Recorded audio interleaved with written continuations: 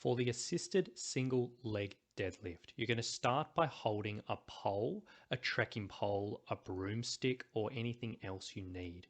Essentially, how you're going to start this movement is you're going to stand on one leg with a slight bend at the knee.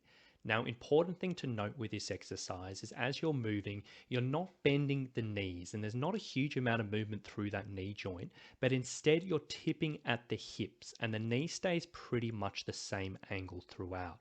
And essentially what you're going to be doing here is slowly tipping over as far as you comfortably can while keeping that knee the same angle, pushing the opposite leg back and tipping the torso down to the floor.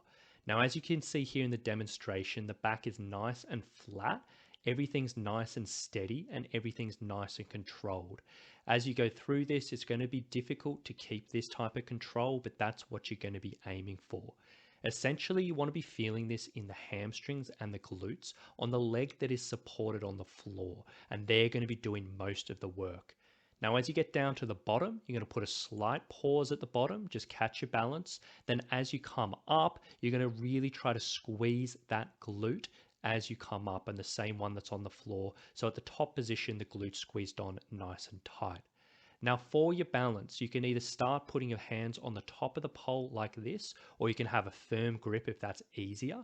Alternatively, you can use a chair or a wall or whatever it may be.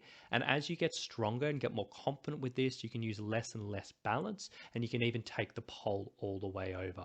Now this exercise will take some patience and it will take some dedication, but really work through it and take your time as you go through.